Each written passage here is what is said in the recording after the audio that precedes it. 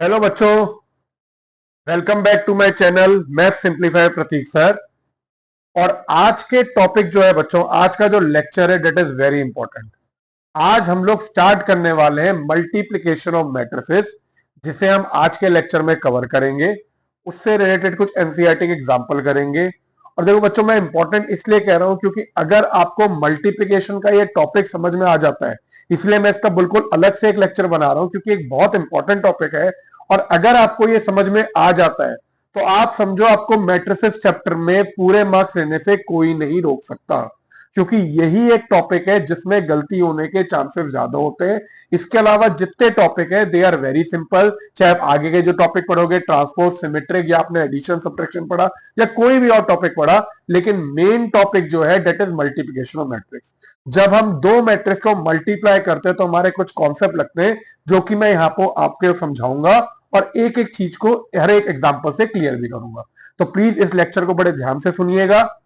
जब भी कोई अगर आपको डाउट हो तो आप नीचे कमेंट्स में जरूर लिखिएगा, पर मुझे लगता नहीं है कि आपको इस लेक्चर के सुनने के बाद कोई भी डाउट आपके मन में रह जाएगा। तो चलो बच्चों, स्टार्ट करते हैं मल्टीप्लिकेशन ऑफ मैट्रिक्स। तो देखो, मेरा ये टॉपिक जो है, अभी हमने जो पढ़ा था वो पढ़ा था addition, subtraction and multiplication by scalar. ये तीन चीजें हम लोग लास्ट लेक्चर में पढ़ चुके हैं। एडिशन में अगर एक रिव्यू में देखें तो हम लोग देखो, हर एक चीज जो होती है मैट्रिक्स की, that is dependent on order. Correct. अगर आप एडिशन करते हो या सब्ट्रैक्शन करते हो तो आपने कहा आपका ऑर्डर सेम होना चाहिए। मतलब दोनों मैट्रिक्स का अगर ऑर्डर सेम था तो आप उसे ऐड या सब्ट्रैक्ट कर सकते थे। स्केलर तो क्या था, कोई भी एक मैट्रिक्स है उसे किसी नंबर से मल्टीप्लाई कर दिया हर एक एलिमेंट, तो स्केलर मल्टीप्लिकेशन हो गया। अब आता है मल्टीप्लिकेशन ऑफ मैट्रिक्स। तो इसमें हमें क्या चीज करनी चाहिए या कैसे करनी चाहिए, मैं पहले आपको थ्योरी के हिसाब से समझाता हूं, फिर उसी चीज को एग्जांपल के साथ बिल्कुल क्लियर करूंगा। तो थोड़ा सा पेशेंस रख के बहुत ध्यान से सुनना बच्चों। देखो, main condition for matrix multiplication, अब कह रहे हैं देखो, जैसे एडिशन की एक कंडीशन थी। देखो, मैट्रिक्स में हर एक चीज की कंडीशन होती है। एडिशन की थी ऑर्डर सेम होना चाहिए, सब्ट्रैक्शन की थी ऑर्डर सेम होना चाहिए, इक्वालिटी ऑफ मैट्रिक्स में क्या था, ऑर्डर सेम होना चाहिए और कॉरस्पॉन्डिंग एलिमेंट इक्वल होने चाहिए। तो ऐसी मल्टीप्लिकेशन के लिए अगर मुझे दो मैट्रिक्स मल्टीप्लाई करने हैं तो पहले देखो क्या लिखा है, the number of columns in A should be equal to number of rows in B. This is the most important condition for matrices multiplication. क्या मतलब हुआ अब इसका, देखो, अगर मान लो मुझे निकालना है A इंटू बी बच्चों, ठीक है, तो A का ऑर्डर मान लो M क्रॉस N है और अगर B का ऑर्डर P क्रॉस Q है, तो दो मैट्रिक्स जब ही मल्टीप्लाई होंगे जब पहले मैट्रिक्स के कॉलम और अगले मैट्रिक्स के रो आपस में इक्वल होंगे। मतलब जब तक n is equal to p नहीं होगा तब तक आप भूल जाओ, मैट्रिक्स मल्टीप्लाई होगा ही नहीं। फिर से बोल रहा हूं, देखो, ऑर्डर नहीं इक्वल होना चाहिए। ये नहीं कि हम लोग कहते हैं m क्रॉस n और p क्रॉस के बराबर, नहीं। मुझे फर्क नहीं पड़ता है पहले वाले मैट्रिक्स की रो और दूसरे वाले मैट्रिक्स के कॉलम कितने, मुझे कोई फर्क नहीं पड़ता। मुझे अगर मैट्रिक्स मल्टीप्लाई करना है तो मैं सीधी सी बात ये कहता हूं, नंबर ऑफ कॉलम इन ए, मतलब जो पहला वाला मैट्रिक्स है उसके कॉलम और दूसरे वाले के रो जो है वो इक्वल होने चाहिए। ठीक है बच्चों, क्लियर है? अच्छा, अब दूसरी चीज, अब मान लो आपका एक मैट्रिक्स मल्टीप्लाई करके आ गया, ठीक है, हमने किया a इंटू बी किया तो मुझे एक मैट्रिक्स c मिलेगा। अब इस c का जो ऑर्डर होगा वो क्या होगा, अभी मैंने आपको बताया ये अगर m क्रॉस n है, ये p क्रॉस q है, तो n और p तो बराबर होने चाहिए और जो c का ऑर्डर होगा वो होगा m इंटू क्यू। मतलब पहले के रो और दूसरे के कॉलम आपका रिजल्टेंट मैट्रिक्स का ऑर्डर होगा। ठीक है जी। तो दो चीजें होती है बच्चों, दो मैट्रिक्स मल्टीप्लाई जब ही होंगे जब number of rows, number of column पहले के is equal to number of rows of second. ये भी ऑर्डर भी इंपॉर्टेंट है, पहले का कॉलम दूसरे के रो। अगर मैं b इंटू ए कर रहा हूं, अगर b इंटू ए कर रहा हूं, मैंने कहा b का ऑर्डर q है और इसका m क्रॉस n है, तो q और m बराबर होने चाहिए। ठीक है, तो ये भी चीज है कि ये नहीं कि हमने सेकंड के कॉलम उठा लिए या पहले के रो उठा लिए, ऐसा नहीं। जब भी मल्टीप्लाई करेंगे तो पहले मैट्रिक्स के रो, पहले मैट्रिक्स के कॉलम दूसरे मैट्रिक्स के रो के बराबर होने चाहिए। ठीक है जी। अच्छा, अब उसके बाद अगर आप मल्टीप्लाई करके जो आंसर निकालोगे, उस मैट्रिक्स का जो ऑर्डर है वो होगा पहले का रो और दूसरे का कॉलम। तो देखो, यही चीज मैंने इधर डायग्राम में बता रखी है। अगर मैं ए और बी मल्टीप्लाई करता हूं तो number of column of A या first matrix should be equal to number of rows of second matrix, और आपका जो डायमेंशन ऑफ योर प्रोडक्ट जो रिजल्ट आएगा that will be M cross P. ठीक है, क्लियर है? चलो अब इसमें एक एग्जांपल लेके समझते हैं कि कैसे हम लोग मल्टीप्लिकेशन करते हैं। देखो फिर उसके बाद वापस मैं इस पे आऊंगा थ्योरी पे। तो देखो सबसे पहले हम लोग क्या करते हैं, कुछ एग्जांपल लेते हैं। ठीक है बेटा, मान लो मुझे एक मैट्रिक्स दिया है ए इज इक्वल टू 1 2 3 3 4 5, और बी एक मैट्रिक्स दिया है मुझे 2 3 1 2 3 -2। मुझे ये दो मैट्रिक्स दिए, मुझे कहते हैं ए इंटू बी निकालो। पहले क्या कहते हैं बच्चों, ए इंटू बी। अब देखो बच्चों प्लीज ध्यान से समझना, मैंने इसका ऑर्डर लिखा 2 क्रॉस 3, यही हुआ ऑर्डर। इसका ऑर्डर मैंने लिखा 3 क्रॉस 2। तो देखो मेरा ये ए इंटू बी में 3, इसके कॉलम और इसके रो ये इक्वल है, तो मैट्रिक्स मल्टीप्लिकेशन पॉसिबल है। चलो बहुत बढ़िया, पहला स्टेप क्लियर हो गया कि अगर number of column of A आपके number of rows of B के बराबर है तो ए बी जो है डेट इज पॉसिबल। चलो अब सेकंड पे चलते हैं। अब मैंने कहा अगर मैं ए इंटू बी निकालता हूं, ठीक है, तो हमारा जो रिजल्टेंट आएगा वो मैंने कहा मेरा आएगा कितना, 2 क्रॉस 2 आएगा बेटा। देखो इसके रो इसके कॉलम ये इधर आएगा। तो मैंने क्या किया, देखो अब मल्टीप्लाई करने के लिए अगर मैंने 4 वो है, मैंने इधर पहले रफ में A11, देखो ये अभी के लिए बता रहा हूं, आपको जरूरी नहीं आप पेपर में लिखो, लेकिन समझने के लिए मैं आपको स्टेप बाय स्टेप बता रहा हूं। अगर आप डायरेक्ट कर सको तो बहुत अच्छी बात है समझने के बाद, लेकिन इनिशियली अगर आप समझ लोगे तो बहुत आसान हो जाएगा। ये कहीं पे भी आपको ऐसे नहीं बता रखा। आपने क्या किया, ये एलिमेंट लिख लिए A11 A12, पहली देखो 2 रो 2 कॉलम, तो 2 रो A11 A12 ये पहले के हो गए और ये 2 कॉलम हो गए, तो मेरे ये 4 एलिमेंट होंगे। अब देखो अगर आपको ये समझ में आ गया तो आपका मैट्रिक्स मल्टीप्लिकेशन बहुत आसान हो जाता है। कैसे, अगर मुझे A11 निकालना है बच्चों, ठीक है, A11 मतलब क्या हुआ, फर्स्ट रो फर्स्ट कॉलम। तो आप क्या करो, फर्स्ट रो और फर्स्ट कॉलम के कॉरस्पॉन्डिंग एलिमेंट को मल्टीप्लाई करके ऐड कर दो। फिर से बोलता हूं, मेरे को A11 निकालना था, मतलब फर्स्ट रो फर्स्ट कॉलम, तो फर्स्ट रो में जो एलिमेंट है और जो फर्स्ट कॉलम में एलिमेंट है उसके कॉरस्पॉन्डिंग एलिमेंट को मल्टीप्लाई करके आप ऐड करते जाओ। मतलब आपने कहा देखो 1 इंटू 2 प्लस बीच में by default plus 2 into 1 plus 3 into 3, यह आपका हो गया पहला फर्स्ट रो फर्स्ट कॉलम, मतलब पहला एलिमेंट आया। पूरा नहीं आया, देखो 1 1 मतलब फर्स्ट रो फर्स्ट कॉलम किया तो ये A11 आया। अब चलते A12 पे, देखो A12 मतलब फर्स्ट रो सेकंड कॉलम, तो मैंने क्या किया 1 इंटू 3, देखो फर्स्ट रो तो यही रही, सेकंड कॉलम ये हो गया, तो कॉरस्पॉन्डिंग एलिमेंट को फिर 1 into 3 plus 2 into 2 plus 3 into -2 हो गया। देखो A11 निकल गया, A12 निकल गया। अब मुझे क्या निकालना है, A21। देखो A21 से ही समझ में आ रहा है, पहले का सेकंड रो दूसरे का फर्स्ट कॉलम, तो मैंने ये सेकंड रो और ये फर्स्ट कॉलम को उठा लिया बेटा।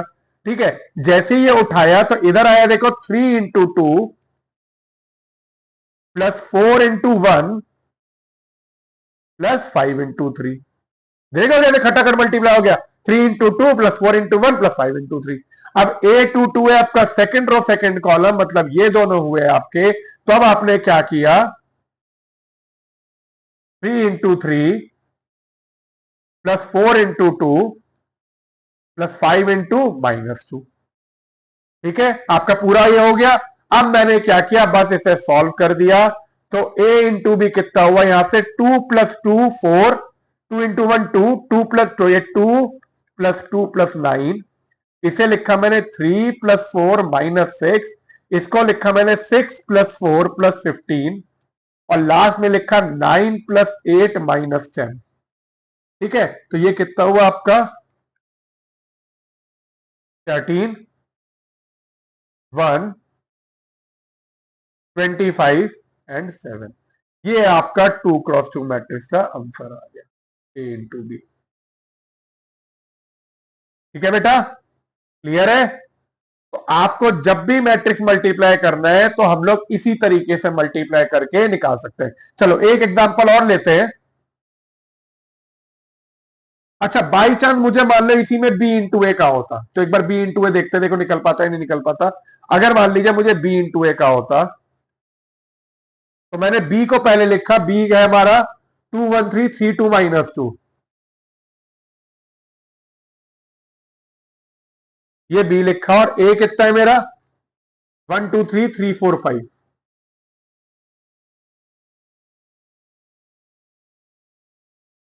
इधर से मैंने कहा ये हुआ 3x2 और ये कितना हुआ 2x3।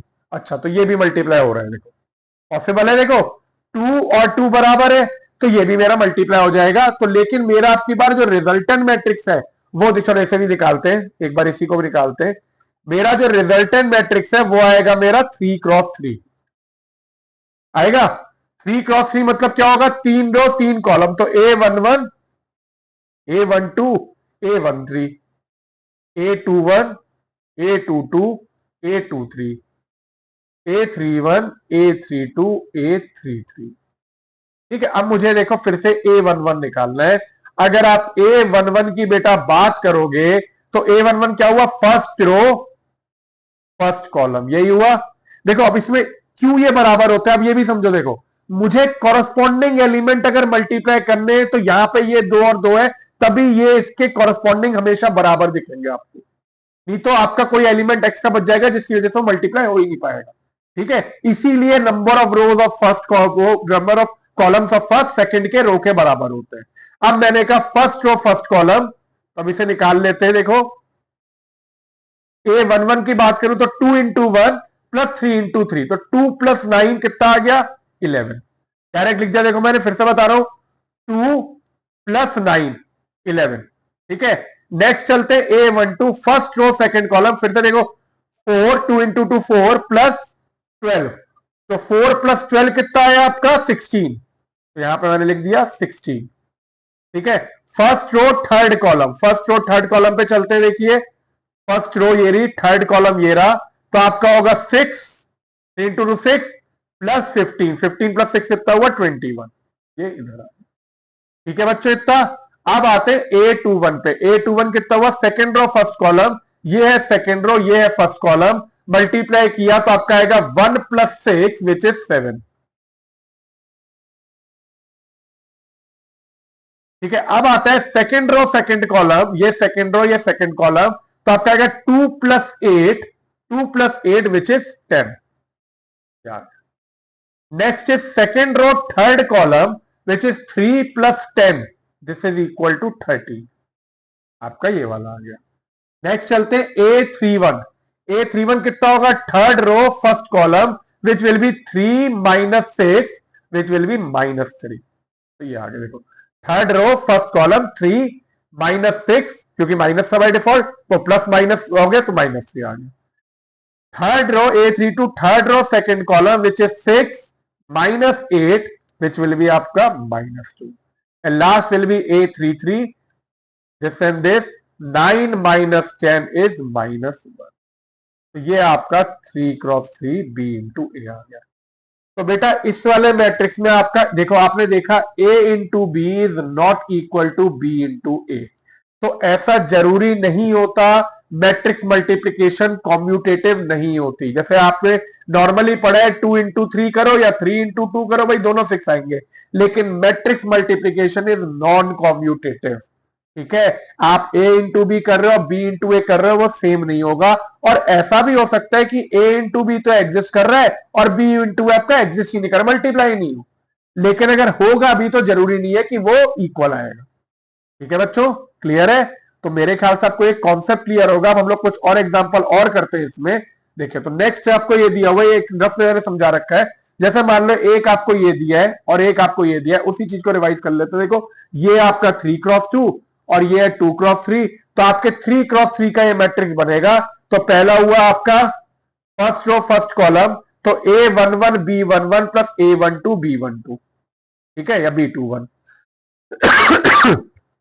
नेक्स्ट हुआ आपका A12 first row second column, तो ये आपका आ गया ये रहा फर्स्ट रो थर्ड कॉलम इधर लिख दिया A11 plus B13 plus A12 plus B23। Next second row first column ये रहा, सेकंड रो सेकंड कॉलम ये रहा आपका,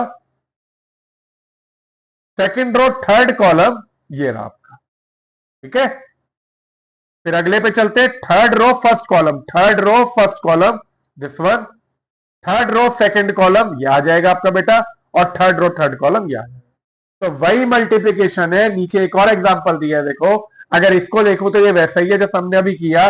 this is your 2x3 and this is your 3x2। मेरा आंसर आएगा 2x2, तो 1 into 10 plus 2 into 20 plus 3 into 30, ये A11 हो गया। A12 first row second column तो 11 प्लस 2 इंटू 21 प्लस 3 इंटू 31, ये A12 हो गया। A21 के लिए मैंने किया 4 into 10 plus 5 into 20 plus 6 into 30, A21 हो गया। And last is A22 which is 4 into 11 plus 5 into 21 plus 6 into 31। Calculate करके मैंने ये आंसर निकाल दिया।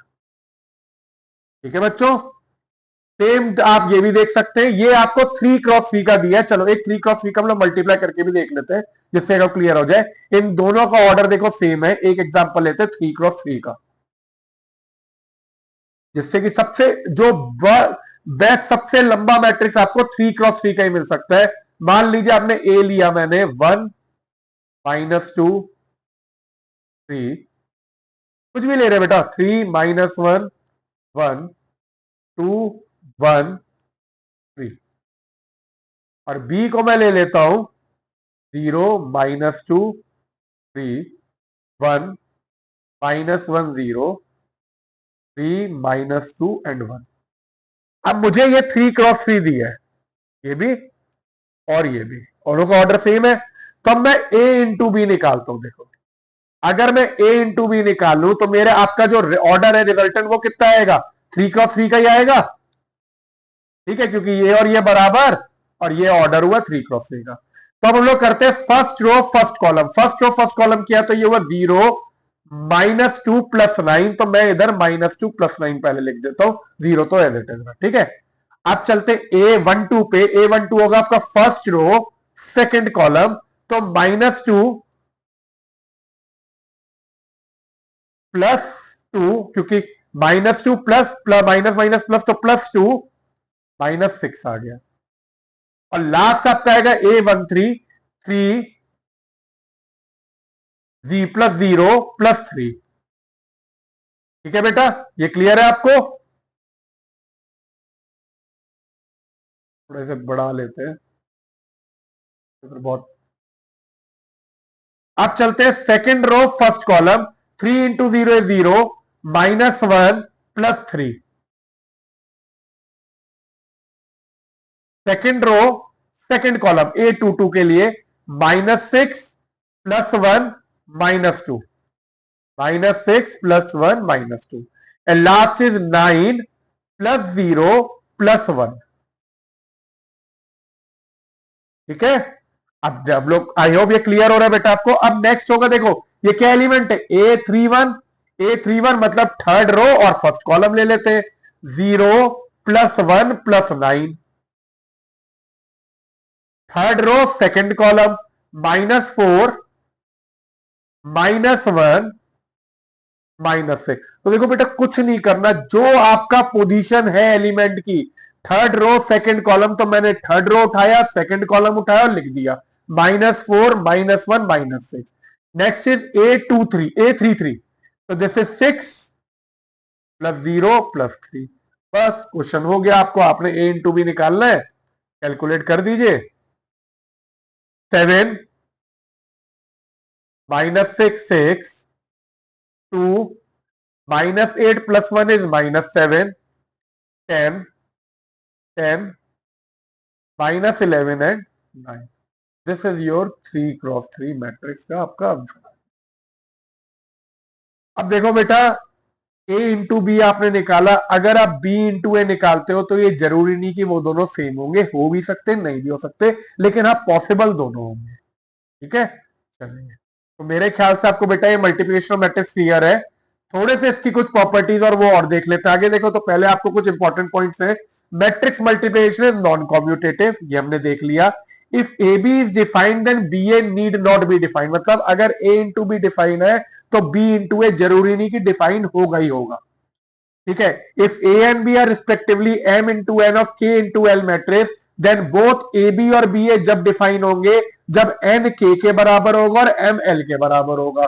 प्रिटी ऑब्वियस, क्योंकि अगर ए इंटू बी कर रहे हो तो आपका एन और के बराबर होने चाहिए, और अगर बी इंटू ए कर रहे हो तो एल और एम बराबर होने चाहिए। In particular, if both A and B are square matrix of same order, then both AB and BA are defined. अगर दोनों आपके स्क्वायर मैट्रिक्स, जैसे अभी आपने 3x3 का किया, दोनों ए बी 3x3 है और बी भी 3x3 है, तो भाई आपका ए बी और बी ए दोनों डिफाइन होंगे, लेकिन ये जरूरी नहीं है कि ए बी बी ए के इक्वल हो, ठीक है। क्लियर है बेटा? तो अगर although they are square matrix, A B और बी ए डिफाइन है, लेकिन ये जरूरी नहीं होता कि they will be equal. Next चीज, और ये हमने पढ़ लिया था कि क्या होता है, for getting the element of product matrix we take rows of A and column, multiply them element wise and take the sum. तो ये वही चीज है जो मैंने आपको बताई थी। ये आपकी कुछ प्रॉपर्टीज हो गई। अब हम लोग कुछ इंपॉर्टेंट पॉइंट के बाद प्रॉपर्टीज और पढ़ लेते। देखो ये बहुत नॉर्मल प्रॉपर्टी है। पहला है एसोसिएटिव लॉ। एसोसिएटिव लॉ क्या होता है, अगर आप दो मैट्रिक्स को मल्टीप्लाई कर रहे हो तीन को, तो एबीसी, अगर देखो अब ये ध्यान से समझना, अगर एबीसी है और इधर भी एबीसी है, तो ये कहते हैं चाहे आप ए बी को पहले मल्टीप्लाई कर दो और फिर सी से करो, या बीसी को मल्टीप्लाई कर दो फिर ए से करो, बात एक ही है। लेकिन ध्यान देना, मैं इसे ऐसे नहीं लिख सकता हूं, मैं ये इक्वल नहीं लिख सकता हूं बेटा। ऑर्डर देखो सेम है, खाली आपने चाहे इसे मल्टीप्लाई करो या इसे मल्टीप्लाई करो, बात एक ही है, ठीक है। अगला होता है distributive law, A into B plus C is A B plus A C, A plus B into C is A C plus B C. अगला ये कहते हैं existence of multiplicative identity. Multiplicative identity कहते हैं, आपने आइडेंटिटी मैट्रिक्स पढ़ा था, अगर मान लीजिए आपका एक स्क्वायर मैट्रिक्स है ए, मान लीजिए वो 2x2 का है, तो अगर उसमें आप आई से मल्टीप्लाई करते हो, आई हुआ आपका आइडेंटिटी मैट्रिक्स, तो वापस आपको ए मिल जाएगा। तो एनी आइडेंटिटी मैट्रिक्स, ये खाली स्क्वायर मैट्रिक्स के लिए एप्लीकेबल है। अगर आपका ए 3x3 है या ए 2x2 है या कोई भी स्क्वायर मैट्रिक्स है, तो ए इंटू आई, आई कॉरस्पॉन्डिंग ऑर्डर का होगा, या फिर आई इंटू ए करेंगे तो ये ए के बराबर होगा। This is your property third, ठीक है बच्चों, क्लियर है? तो मेरे ख्याल से आपको मैट्रिक्स मल्टीप्लिकेशन क्लियर है। अब हम कुछ एनसीईआरटी के एग्जांपल्स से स्टार्ट करेंगे, जिससे कि हमें जो बचा कुछ ही प्रॉब्लम है वो क्लियर हो जाए। सारे एग्जांपल करने के बाद मेरे ख्याल से आपको मैट्रिक्स मल्टीप्लिकेशन में कोई डाउट नहीं होना चाहिए। चलो तो अब करते हैं हम लोग एग्जांपल 12। एग्जांपल 12 एनसीईआरटी में दिया है, फाइंड ए इंटू बी, अगर ए की वैल्यू ये दी और बी की वैल्यू ये दी है। तो मैंने सबसे पहले बेटा ए इंटू बी निकालना है, तो मैंने ए को लिख दिया पहले, सबसे पहले आगे ए को लिखा और नेक्स्ट मैंने बी को लिखा, ठीक है। अब सबसे पहले मैंने क्या किया बच्चों, इसका ऑर्डर लिखा। इसका ऑर्डर क्या होगा, 2x2, और इसका ऑर्डर क्या होगा, 2x3। तो आपने कहा क्योंकि ये दोनों बराबर है तो ए इंटू बी पॉसिबल है, और ए इंटू बी का जो ऑर्डर है डेट विल बी 2 इंटू 3। तो ये मैंने यहां पे आइडिया ले लिया 2 इंटू 3। 2 इंटू 3 मतलब 2 रो और 3 कॉलम, तो ये इस तरह से होगा। अगर मैं रफ में लिखना चाहूं तो मैं यहां पे लिख लेता हूं, 2 इंटू 3 क्या होगा, A11, A12, A13, A21, A22, A23, ये एलिमेंट होंगे मेरे। तीन, 2 रो और 3 कॉलम। A11 देखो क्या है, first row and first column, first row first column. तो चलो इससे मल्टीप्लाई करते हैं। 6 into 2 is 12 plus 9 into 7 is 63। This is your first row first column. अब चलते A12 पे। A12 मतलब क्या हुआ, first row and second column. तो first row and second column हुआ, देखो 6 into 6 is 36 plus 9 into 9 is 81। Last element इसका first row third column, 6 into 0 is 0 plus 9 into 8 आपका आ गया 72। तो 0 प्लस 72, ये आपके पहली रो के तीनों एलिमेंट निकल गए। तो मेरा पहली रो का काम देखो, first row first row, first row first column, first row second column, first row third column. अब चलते हैं सेकंड रो पे। सेकंड रो के साथ फिर फर्स्ट कॉलम लेंगे A21 के लिए, तो आपका हुआ सेकंड रो में 2 into 2 4 plus 7 into 3 21, second row first column. Next is second row second column, मतलब ये और ये, तो 12 plus 9 into 3 is 27। Last is A23 second row again and third column, तो आपने कहा 2 इंटू 0 0 प्लस 24। तो जैसे ही आपने इसका आंसर निकालने की कोशिश करी तो A into B will be equal to, आपने इसे ऐड किया तो ये हो जाता है 75,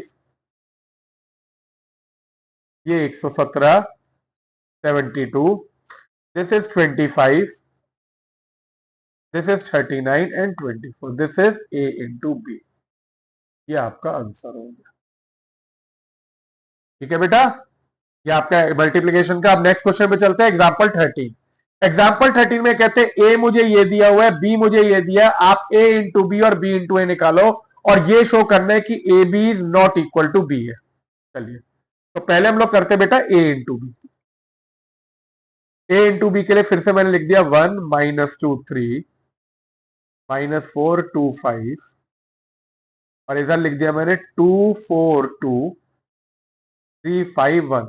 चलो बच्चों, अभी अपने आप करो, देखो ये है 3 cross 2 and this is 2 cross 3। फिर से मेरे को देखो 3 और 3 बराबर है, ये है 2 क्रॉस 3 है, तो हमारा मैट्रिक मल्टीप्लिकेशन पॉसिबल होगा।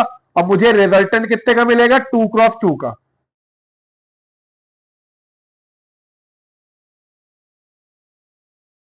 तो हम लोग यहाँ पे एक 2 क्रॉस 2 का वो मिलेगा। तो 2 क्रॉस 2 के लिए ए बी को मैं यहाँ पे फिर से लिख लेता हूँ रफ में, A11 A12 A21 and A22। अब सबसे पहले हम लोग चलते A11। A11 क्या हुआ आपका? First row and first column. तो जब आप इसे करोगे तो आपका आएगा 2 minus 8 plus 6, this is your A11। Next is A12। A12 होगा आपका 3 minus 10 plus 3, this is A12। Okay, अब चलते A21 second row first column, this will be minus 8 plus 8 plus 10, minus 8 plus 8 plus 10, this was your second row first column. And last is second row second column, this is second row second column. तो ये किया तो आपका आता है minus 12 plus 10 plus 5। इसे solve कर लेते हैं ए इंटू बी को, तो आपका आएगा minus 6 plus 6 0, 9 minus 10 minus 1, this will B 10 and this will B 15 minus 12 3। यह आपका ए इंटू बी हो गया। ठीक है, अब चलो अब करते हैं बी इंटू ए निकालते हैं। तो बी इंटू ए के लिए मैंने बी को पहले लिखा और ए को बाद में लिखा।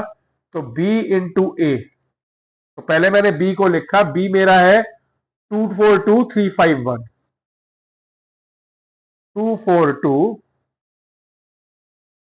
3 5 1, ये मेरा हुआ बी। अब ए इधर लिखा नीचे 1 माइनस 2 3,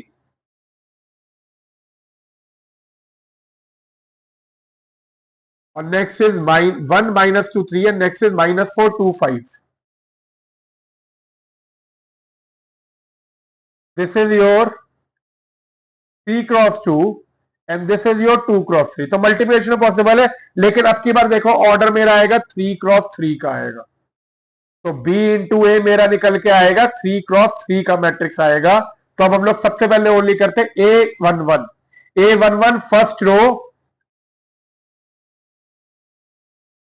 फर्स्ट कॉलम। तो ये मैंने लिखा देखो 2 माइनस 12, ये आपका हो गया ये वाला। अब A12 होगा आपका फर्स्ट रो सेकंड कॉलम। तो फर्स्ट रो सेकंड कॉलम उठाया -4 प्लस 6, A13 6 प्लस 15। ठीक है, 3 आ गए इधर। ये देखो फर्स्ट रो के तीनों कॉलम के साथ कर दिया। A21 मतलब सेकंड रो फर्स्ट कॉलम, तो 4 minus 20, second row second column -8 plus 10, second row third column A23 के लिए second row third column 12 plus 25। अब आता है A31 में क्या हुआ देखो, थर्ड रो फर्स्ट कॉलम ये वाला। तो ये हुआ आपका 2 इंटू 1 2 -4,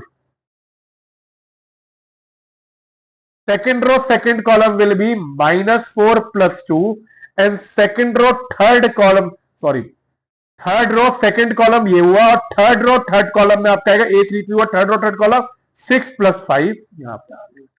तो जल्दी बोलते हो कुछ गलती हो गई थी। तो अब आपका B × A अगर आप निकालोगे तो date will B -10 to 21 -16 to 37 -2 -2 and 1 11. This is your B × A. So therefore A × B is not equal to B × A, hence proved. चलिए अब चलते हैं एग्जाम्पल 14 पे। नेक्स्ट एक बार एग्जाम्पल को चेक करके हम लोग नेक्स्ट एग्जाम्पल में चलते हैं। तो आपको A × B निकालना था, B × A निकालना था, A × B A किया, आपका ये हो गया। अच्छा ये 6 - 10 आपका ये बेटा ये -4 हो जाएगा, बस ये छोटी सी मिस्टेक हो गई है। और इसके अलावा 3 + 3 6 - 10 और तो ये, हाँ ये आपका ऑर्डर सेम नहीं है तो ये। चलो अब एग्जाम्पल 14 देखो। एग्जाम्पल 14 बेटा कुछ नहीं है, ये ऑलरेडी एनसीईआरटी में सॉल्व है। A × B आपको ये दिया हुआ है, ठीक है। तो इन्होंने कहा ए बी आपका ये निकल आएगा मल्टीप्लाई करके, बी ए निकल आएगा। तो इन्होंने बस ये बताया कि A B is not equal to B A which is matrix multiplication is not commutative. नीचे इन्होंने एक पॉइंट कहा कि this does not mean that A B and A B is not equal to B A for every. ये कहते हैं देखो कि अभी हमने डिस्कस भी कर लिया कि ए × बी जो है is not equal to B × A, लेकिन ऐसा ये जरूरी नहीं है कि हमेशा ही होगा। कभी कभी ऐसा भी हो सकता है कि आपका जो ये मैट्रिक्स है वो सेम हो जाए, लेकिन ये चीज ध्यान रखना ये आपका जब ही होगा जब आपका डायगोनल मैट्रिक्स अगर सेम ऑर्डर के होते हैं, देन मैट्रिक्स मल्टीप्लिकेशन। ये एक बहुत इंपॉर्टेंट पॉइंट है देखो कि अगर आपका डायगोनल मैट्रिक्स ए और बी, देखो ये डायगोनल मैट्रिक्स है जिसमें सारे एलिमेंट 0 है एक्सेप्ट डायगोनल, अगर आप इसे A × B या B × करो आपको सेम आता है, ठीक है। तो observe that multiplication of diagonal matrix of same order will be commutative, ये कम्यूटेटिव होगा हमेशा, ठीक है। इसके अलावा ये कहते हैं एक और चीज बताई गई, zero matrix as the product of two non zero matrix. हम लोग कई बार ऐसा भी होता है कि देखो अभी तक आपने पढ़ा है कि किसी नंबर को जब जीरो से मल्टीप्लाई करें जब भी जीरो आता है, लेकिन मैट्रिक्स मल्टीप्लिकेशन में ऐसा नहीं है कि अगर मेरे को A × B मान लो जीरो चाहिए तो ऐसा जरूरी नहीं है कि A या B में से कोई मैट्रिक्स जीरो होना चाहिए। कई बार ऐसा भी हो सकता है A और B तो दोनों मैट्रिक्स हैं, लेकिन आप उसे मल्टीप्लाई करके जीरो मैट्रिक्स ले आओगे, ठीक है ना। ऐसा कुछ आ जाए, मान लो 2 × 2 या कोई भी आ जाए या सारे एलिमेंट जीरो आ जाए, ऐसा भी पॉसिबल है। तो we know that for real number A B if A × B is zero then either A = 0 या B 0 होना चाहिए, लेकिन ये मैट्रिसेस के लिए ट्रू नहीं है। तो देखो कुछ पॉइंट जिसमें एमसीक्यू में आ सकते हैं। पहला, मैट्रिक्स मल्टीप्लिकेशन कॉम्यूटेटिव नहीं होती। अगला, अगर A B is equal to B A होगा, ये डायगोनल मैट्रिक्स के केस में, diagonal matrix of same order के केस में ये ट्रू होता है। मतलब अगर दो 2 × 2 ऑब्वियसली 3 × 3 तो मल्टीप्लाई नहीं होंगे, तो डायगोनल मैट्रिक्स अगर आपस में मल्टीप्लाई हो रहे हैं तो A × B is equal to B × A। दूसरा, अगर आपको जीरो मैट्रिक्स चाहिए किसी प्रोडक्ट में तो ये जरूरी नहीं है कि कोई मैट्रिक्स आपका मल्टीप्लिकेशन में जीरो मैट्रिक्स हो, आप A × B non zero matrix को मल्टीप्लाई करके भी जीरो मैट्रिक्स ऑब्टेन कर सकते हैं, ठीक है। तो चलो इसी के बेसिस पे आपको एग्जांपल 15 दिया है, फाइंड A × B। A ये दिया है, B ये दिया है, तो चलो A × B निकाल के देखते हैं। देखो A दिया आपको 0 -1 0 2, B दिया हुआ आपको 3 5 0 0। अगर आप A × B करोगे तो आपका ये देखो ये 2 × 2 है, ये भी 2 × 2 है, तो आपका मल्टीप्लाई भी हो रहा है और रिजल्ट भी 2 × 2 आएगा। पहला होगा A11 0 0, तो ये 0 आ गया। A12 first row second column, तो 0 + 0 0 हो गया। Second row first column will be 0 and second row second column will be 0। तो A × B आपका क्या आ गया, जीरो मैट्रिक्स आ गया। तो देखो A and B both are non zero, but A × B आपको जीरो मैट्रिक्स आ गया, जो कि हमने पॉइंट एनसीईआरटी में पढ़ा था, ठीक है बच्चों। चलो अब स्टार्ट करते हैं एग्जांपल 16। एग्जांपल 16 देखो थोड़ा लेंथी है। मुझे तीन मैट्रिक्स दिए हुए A B और C। मुझे पहले A B × C निकालना है, फिर A × B C निकालना है और मुझे दिखाना है ये बराबर आ रहे हैं, ठीक है। तो सबसे पहले देखो मैं क्या करता हूं, B × C निकालता हूं या A × B कुछ भी निकालता हूं। तो यहां से शुरू करते हैं। पहले मैंने निकाला a इंटू बी, ये निकाल लेते हैं पहले अलग से।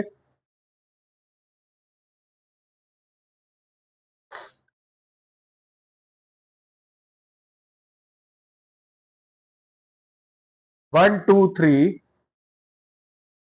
10 माइनस 1 माइनस 132, फिर आपने बी लिखा 10 माइनस 1 324। देखिए इसका ऑर्डर है आपका 3 क्रॉस 3 और इसका है 3 क्रॉस 2। तो जो मुझे रिजल्टेंट मैट्रिक्स मिलेगा वो आपका ऑर्डर होगा 3 क्रॉस 2 का। हर 3 रो और 2 कॉलम होंगे। तो A11, A12, A21, A22, A31, A32, इस तरह से ही होगा ये जो भी रिजल्टेंट होगा।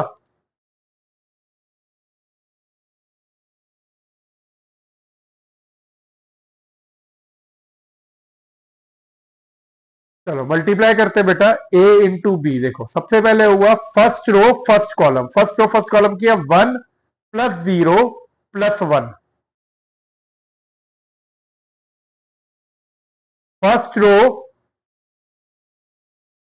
सेकंड कॉलम, जैसे ये किया तो आपका आएगा 3 + 2 -4। 3 + 2 -4, पहला आपका हुआ 1 + 0 + 1। नेक्स्ट पे गए second row first column A21 के लिए, तो 2 + 0 -3। Second row, second column will be 6 + 0 + 12. A31 will be 3 + 0 -2. A33 will be a third row, second column 3 2 9 -2 + 8। ये आपका A इंटू बी हो गया, which will be equal to 2 1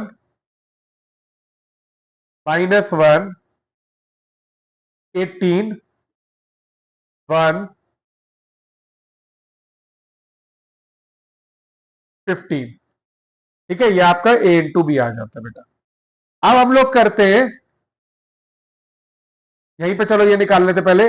A into B को C से multiply करते हैं, तो अब मैंने A into B as it is लिख दिया और यहां पे C लिख देता हूं।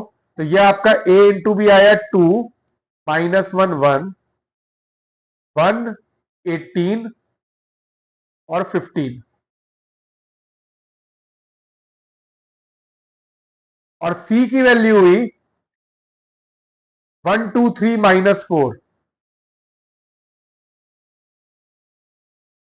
एंड इधर हुई 2 0 -2 1। This is 3 cross 2 and this is 2 cross 4। तो मेरा जो मैट्रिक्स निकल के आएगा that will be 3 × 4। Third row 3 row और 4 कॉलम, 3 रो 4 कॉलम। तो A11 2 + 2, फिर चलते हैं A12 पे 4 + 0। A13 will be 6 -2 and A14 will be -8 + 1।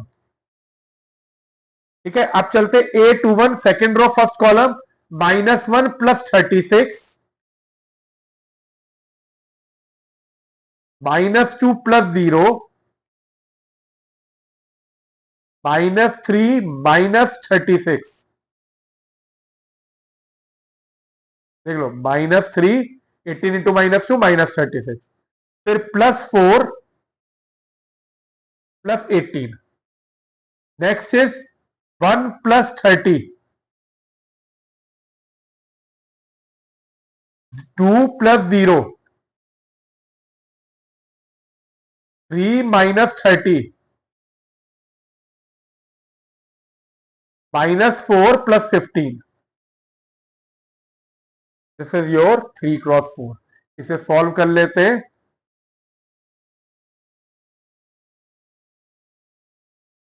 4 4 4 -7 35 -2 -39 22 31 2 -27 and 11। तो ये आपका आता है ए इंटू बी और मल्टीप्लाई बाय सी किया हमने। पहला वाला पार्ट आ गया ए इंटू बी, एलएचएस जो था हमारा, एक तरह से एलएचएस जो है वो निकल गया। ये मेरा एलएचएस हो गया ए इंटू बी सी। अब चलते हैं इसके सेकंड पार्ट पे। अब हमें आरएचएस में दिया हुआ है एक तरह से ए इंटू बी सी, मतलब मेरे को पहले बी इंटू सी निकालना है। तो अब मैं स्टार्ट करता हूं बी इंटू सी निकालना। बी इंटू सी के लिए पहले बी लिखते हैं। बी क्या था आपका 10 - 1 3 2 4। ये आपका इस तरह से 10 - 1 3 2 4। और सी की वैल्यू क्या थी आपकी 1 2 3 -4 20 -2 एंड 1। देखो ये दिया हुआ आपको 3 × 2 और ये दिया आपको 2 × 4। ठीक है, 2 रो 4 कॉलम और ये आपको दिया है 3 रो 2 कॉलम। तो आपने कहा B into C will be equal to first row first column किया बेटा, तो 1 × 1 +3 × 2 1 + 6 आ गया। अच्छा अब ये देख लो 3 × 4 का आपका ऑर्डर होगा, 3 रो 4 कॉलम होंगे। इधर से हम लोग ऐसे कर लेते हैं। First row second column 2 + 0, first row third column जल्दी कर देगा 3 - 6, तो आपको समझ में आ गया होगा, एंड -4 +3। आई होप क्लियर है, मैं थोड़ा जल्दी कर रहा हूं। अब second row first column 0 + 4, second row second column 0 + 0, second row third column 0 -4, second row fourth column 0 + 2। Next is third row first column, this is third row and this is first column -1 + 8।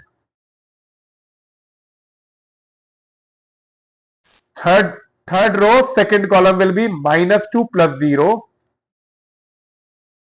Third row third column -3 -8, and third row fourth column will be 4 + 4। अगर आप इसे multiply करो तो आपका b into सी आपका आ जाएगा 7 2 -3 -1 4 0 -4 2 7 -2 -11 and 8। This is b into C. अब मुझे करना है a इंटू बी सी। तो मैंने क्या किया, पहले ए को आगे लिख दिया, बी सी को बाद में। तो पहले ए को लिख देते, क्या होगा, ए आपका हुआ 1 1 - 1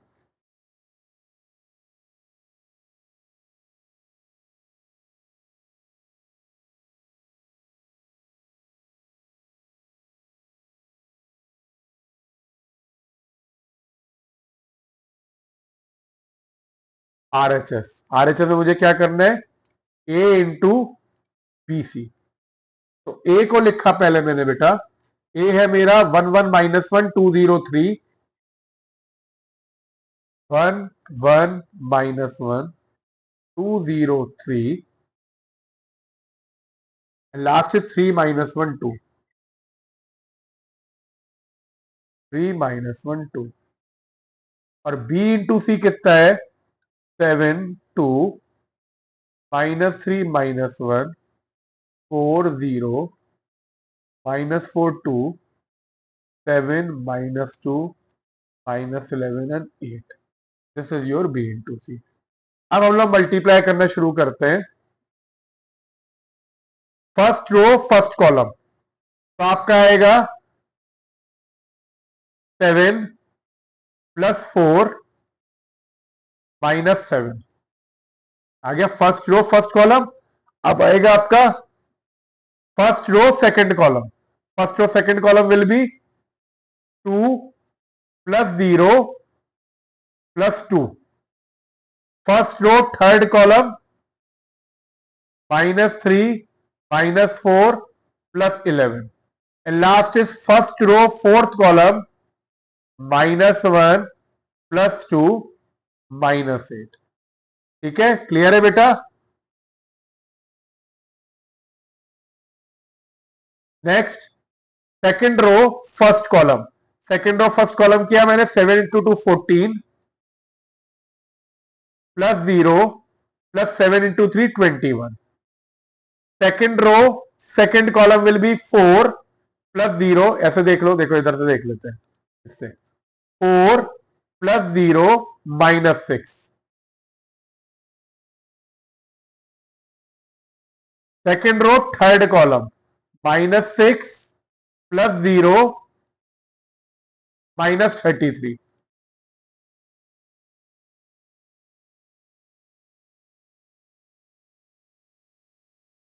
सेकंड रो फोर्थ कॉलम -2 + 0 +24। ठीक है, इधर तक क्लियर है। चलिए अब आता है third row first column 21 -4 +14।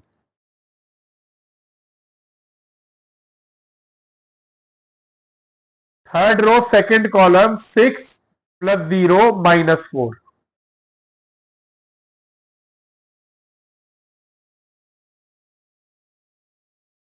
Third row third column -9 +4 -22।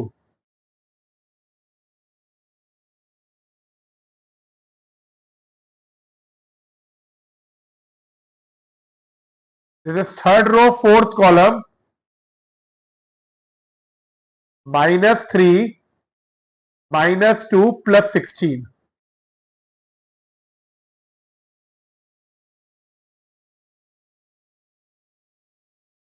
ठीक है बेटा, ये हो गया। अब इसे सिंप्लीफाई करते हैं, a इंटू बी सी को,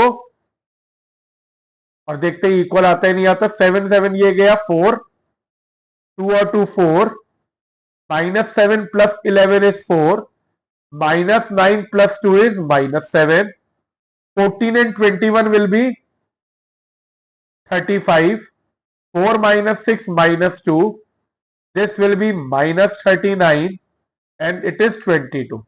लास्ट में 21 - 4 17, 17 and 4 is 31, या आपने से किया 31, 6 - 4 is 2, -9 + 4 is -5, -22 is -27 and last is -6 + 16 is 10। तो देखो ये आपका 4 4 4 -7,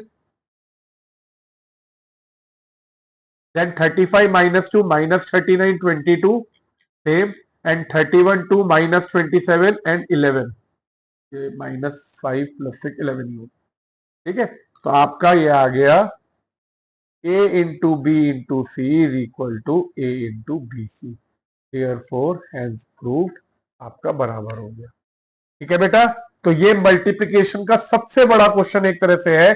नॉर्मली आपके पेपर में इतना बड़ा ये जो 3x4 का है मैट्रिक्स नहीं आता, लेकिन अगर आ भी जाए तो आप ऐसे मल्टीप्लाई करके प्रूफ कर सकते हो। Next question is example 17। Example 17 देखो पहले जैसे ही था, तो मैंने पहले से ही सॉल्व कर रखा है हमारा टाइम बचाने के लिए, क्योंकि लेक्चर बहुत लंबा हो जाएगा ऐसे। तो अब देखो पहले a इंटू सी निकालना था, तो a इंटू सी के लिए मैंने a और c को लिख दिया 3x3 3x1, तो मेरा आंसर आएगा 3 × 1 मतलब 3 रो 1 कॉलम। तो मैंने मल्टीप्लाई किया, फर्स्ट रो फर्स्ट कॉलम है तो ये आ गया 0 -12 + 21, ये आ गया नीचे। फिर अगला हुआ आपका -12 + 0 + 24, ये रहा। लास्ट इज 14 + 16 + 0, तो ये आपका ये आया, जिससे आपका a इंटू सी ये आ गया। ठीक है, अब मैंने निकाला b इंटू सी, तो b इंटू सी भी आपका ऑर्डर ये 3x3 है, और ये आपका 3x1 था, तो आपका 3x1 फिर से आ जाएगा।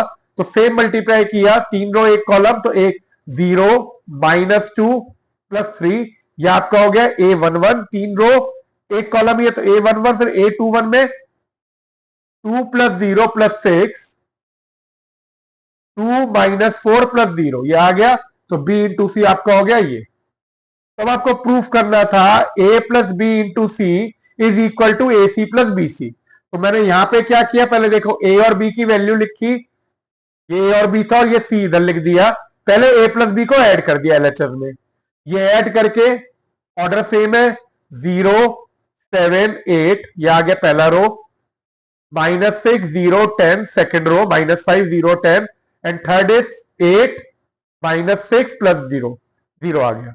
और ये आपका सी मैट्रिक्स, इन दोनों को फिर मल्टीप्लाई किया, देखो यहां पे, तो आपका मल्टीप्लाई करके जो इवेंचुअली A + B × C है वो आ गया ये। RHS में मैंने किया A × C जो मेरा आया था वो वैल्यू डाली, B × C की डाली, और इसे सिंप्लीफाई किया तो दोनों बराबर आ गए। ये मेरा एग्जांपल 17 हो गया। ठीक है, अब नेक्स्ट मूव करते हैं मैं एग्जांपल 18 पे। देखो अब एग्जांपल 18 में मुझे दिया हुआ है if A is equal to 1 2 3 3 - 2 4 2 1, मुझे ये शो करना है। ये तरह का क्वेश्चन इज वेरी इंपॉर्टेंट। ऐसे क्वेश्चन की वैल्यू भी निकालने को दे देते हैं या फिर आपको प्रूफ करने को भी दे देते हैं। तो मुझे इधर करना है A का cube -23A - 40I is equal to 0। अब देखो क्यूब का मतलब ये मत समझना कि हर एक एलिमेंट को हम लोग क्यूब कर देंगे, कि 1 का क्यूब कर दिया, 2 का क्यूब कर दिया, नहीं। ए का क्यूब का मतलब हुआ A × A, या फिर मैं ऐसे लिख सकता हूं A² × A, और A² को कैसे निकालूंगा, A × A। तो बेसिकली मुझे A को 3 बार मल्टीप्लाई करके A³ निकालना है। तो मैं क्या करता हूं, पहले उसके लिए A² निकालता हूं।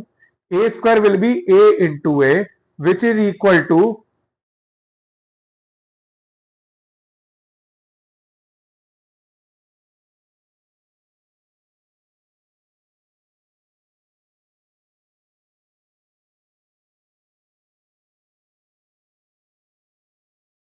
This is A × A। अब A × A मैंने किया तो ये हुआ आपका first row first column which will be 1 + 6 + 12। First row second column 2 - 4 + 6। First row third column will be 3 + 2 + 3। This is your first row. 1 + 6 + 12, 2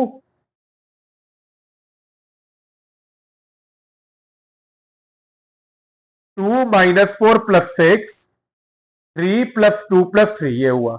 अब आपका आता है A21, second row first column 3 - 6 + 4। Sign बहुत ध्यान से करने, देखो 3 × 2 6, 3, पहले ये सेकेंड रो फर्स्ट कॉलम, तो 3 - 6 + 4, ये देख लीजिए, 3 - 6 + 4। अब अगला हुआ मेरा A22, second row second column, तो हमने कहा 3 6 + 4 + 2। अब हुआ A23, second row third column, 9 - 2 + 1। Next is A31, 4 + 6 + 4,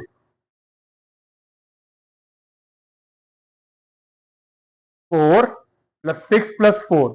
A32 is 8 - 4 + 2, and last is A33, 12 + 2 + 1।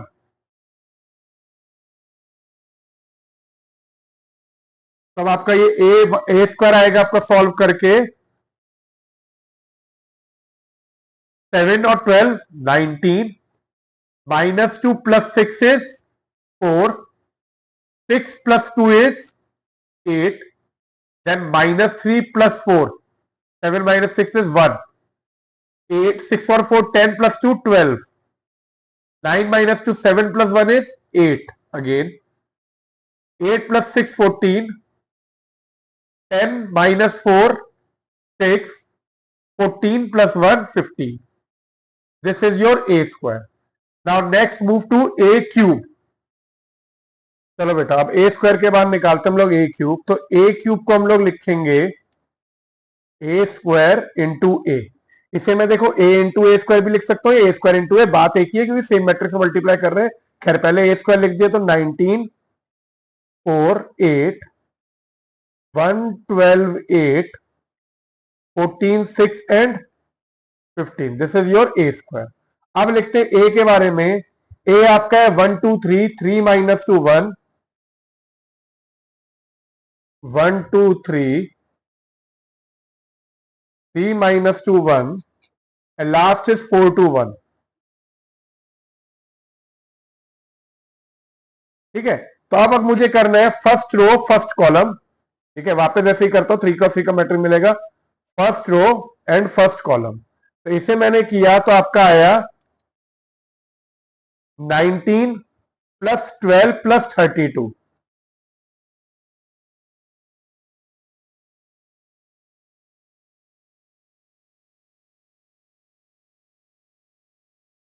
Nineteen plus 12 plus 32। अब चलते हैं first row and second column A two two के लिए। तो ये आपका आएगा 38 माइनस 8 प्लस 16।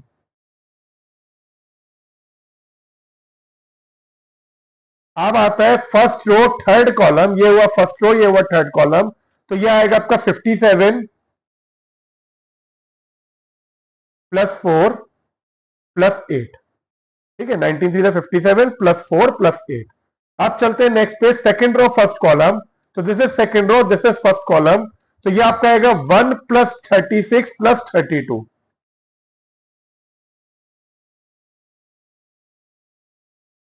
नेक्स्ट इज आपका first row second column, second row second column A two two. तो this will be 2 minus 24 plus 16। Next is second row third column will be 3 plus 12 plus 8। ठीक है, अब चलते हम लोग थर्ड रो पे। अब हम करेंगे third row first column.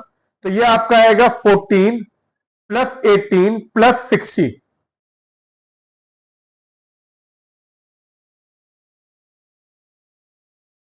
Next is third row second column, ये आपका आएगा 28 माइनस 12 प्लस 30।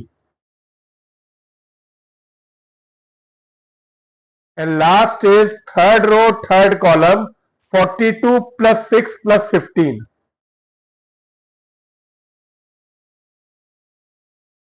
ठीक है, ये आपने लिख दिया। अब हम लोग इसे कैलकुलेट करते हैं ए क्यूब को।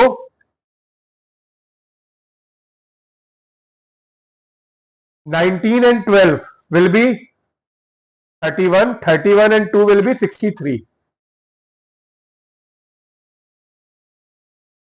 38 minus 8 is 30, 30 and 16 is 46, 57 plus 4 is 61, 61 and 8 is 69. Next is 36 and 32 will be 68 plus 1 is 69. Next is 16 plus 2 18, 18 minus 24 is minus 6. 15 and 8 is 23, right? This is 32 plus 6 is 92. 16 and 30 is 46 and 63. This is your a cube. अब हम लोग चलते हैं, हमें जो proof करना है, a cube minus 23 है minus 40i is equal to 0। तो हम LHS ले लेते हैं। a cube minus 23a minus 40i। a cube की वैल्यू पहले डालते हैं, 63 69 92 46 माइनस 6 46 69 23 and 63 माइनस 23 इंटू ए की वैल्यू क्या होगी देखो, 1 2 3 3 माइनस 2 1 4 2 1।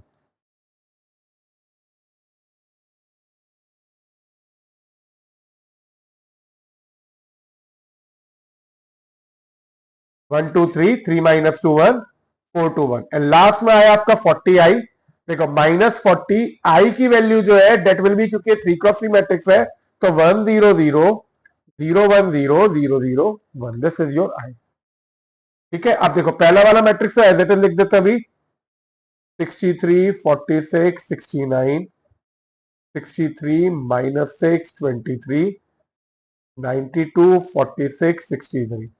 अब यहां पे मैंने क्या किया 23 से मल्टीप्लाई किया तो ये आपका आता है 23 46 69 69 माइनस 46 एंड 23 92 46 23 माइनस यहां से मल्टीप्लाई किया जाएगा 40 0 0 0 40 0 0 0 40।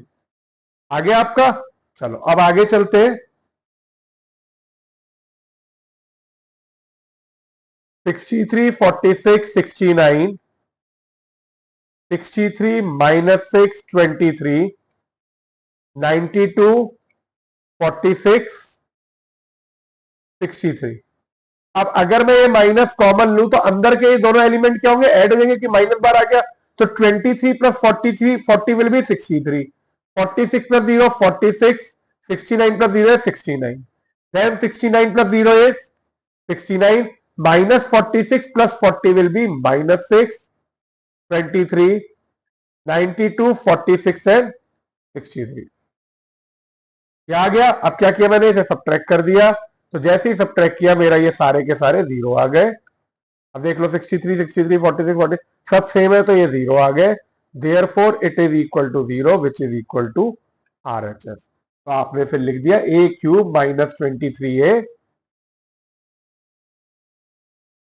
Minus 40i is equal to zero as proof. यह आपने प्रूफ कर दिया। ठीक है बच्चों, क्लियर है। चलिए अब चलते हैं लास्ट एग्जांपल की तरफ which is your word problem. इसको देखते हैं हमारे को क्या दिया हुआ है। देखो हमें दिया हुआ है इन ए लेजिस्लेटिव असेंबली इलेक्शन। देखो वर्ड प्रॉब्लम बेटा दो चीजें ध्यान रखना, आपको पहले तो इसमें से रेलिवेंट इंफॉर्मेशन ढूंढनी होती क्या है। ठीक है, अब जब आपने रेलिवेंट इंफॉर्मेशन ढूंढ ली कि क्या करना है तो सबसे पहले देखो हमें किस ऑर्डर का रिजल्टेंट मैट्रिक्स चाहिए, मतलब जो मुझे रिजल्ट चाहिए उसका ऑर्डर क्या होगा। सबसे पहले ये डिसाइड करते हैं कि उसका ऑर्डर मुझे क्या होगा, उसके हिसाब से फिर हम क्वेश्चन को सोचेंगे। तो मुझे कह रहे हैं लेजिस्लेटिव असेंबली एक्शन है, पॉलिटिकल ग्रुप ने एक पब्लिक रिलेशन फर्म को हायर किया to promote it candidate three way, तीन वे से प्रमोट कर रहे हैं भाई, या तो उसे टेलीफोन करेंगे घर में या हाउस कॉल करेंगे या लेटर भेज देंगे। ठीक है, अब ये कह रहे कॉस्ट पर कॉन्टेक्ट इन पैसे, पैसे में कॉन्टेक्ट दिए हुए 40 पैसा 100 पैसा और 50, मतलब अगर आप टेलीफोन कर रहे हो भाई किसी को फोन मिला रहे हो तो आपको 40 पैसा देना होगा हर एक कॉन्टेक्ट को, घर जा रहे हो या हाउस कॉल कर रहे हो तो 100 पैसा, तो अगर लेटर भेज रहे हो तो 50 पैसा। अब इन्होंने कहा चलो हम लोग दो सिटी में कैंपेन करते हैं, सिटी एक्स और वाई। तो इन्होंने एक मैट्रिक्स ले लिया बी जिसमें ऑलरेडी आपको टेलीफोन हाउस कॉल और लेटर कितने कितने भेजने वो दिए।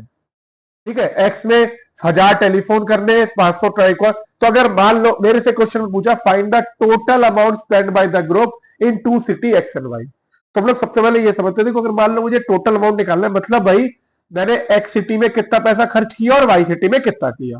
ठीक है, अगर मैं नॉर्मली करूं, देखो टेलीफोन है 40 पैसा का, कितने लोगों का करना है 1000, तो आप क्या कहोगे एक्स सिटी की बात करूंगा तो 40 into 1000 plus 100 into 500 plus 50 into 5000, ये करके आपको टोटल अमाउंट आ जाएगा जिसमें सिटी एक्स में पैसे आ जाएंगे कितने हुए। करेक्ट, लेकिन अब मुझे ये नॉर्मल नहीं करना, मुझे मैट्रिक्स यूज करना है। तो मैंने सबसे पहले कहा लेट टोटल अमाउंट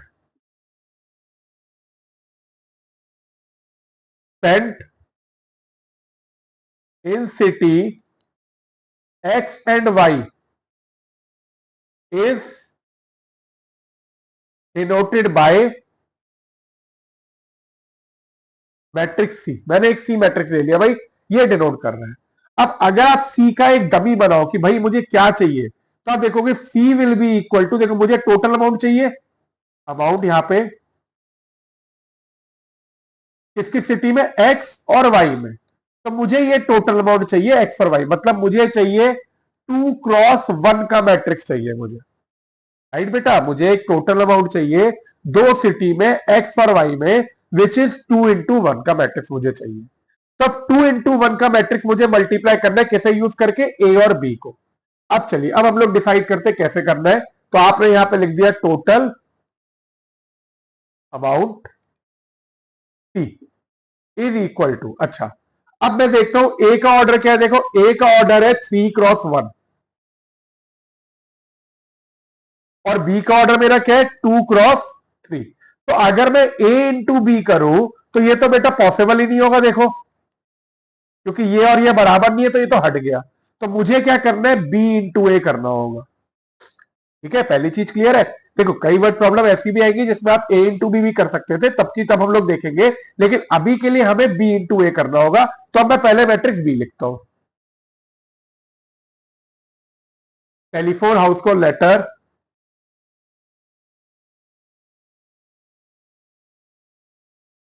1000, 500, 5000।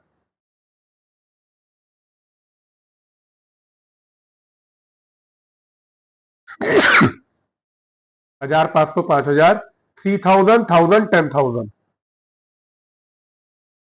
3000।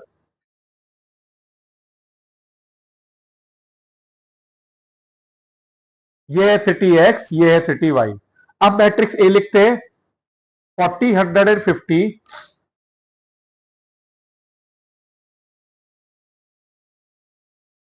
और ये है आपका टेलीफोन हाउस कॉल और लेटर। तो अब आपने जैसे ही इसे मल्टीप्लाई किया, देखो तो आप ये खुद भी देख सकते हो। क्या करोगे आप, फर्स्ट रो फर्स्ट कॉलम करोगे तो पहला सिटी एक्स के अकॉर्डिंग आएगा 40 इंटू 1000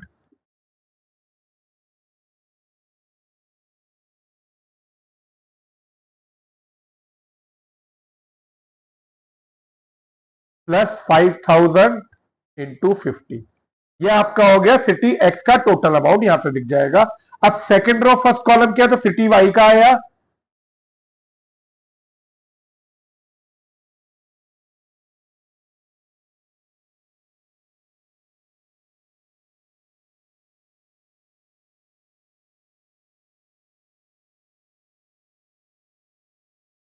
ये वाई हुआ।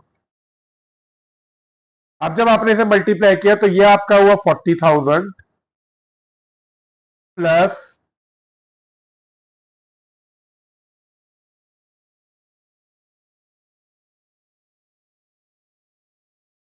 ये आ गया। ठीक है, नीचे किया आपने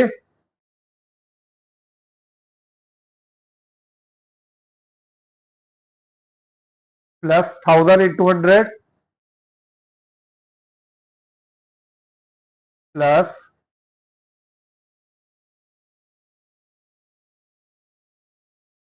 ऐड करते 50,000 प्लस 40,000, 90,000। इसे इसमें ऐड किया 90,000 को 2,50,000 में, तो मेरा आया 3,40,000। नीचे 12 एंड 10 इज 22, तो 2,20,000। और ये किया आपने इसमें ऐड 22 एंड दिस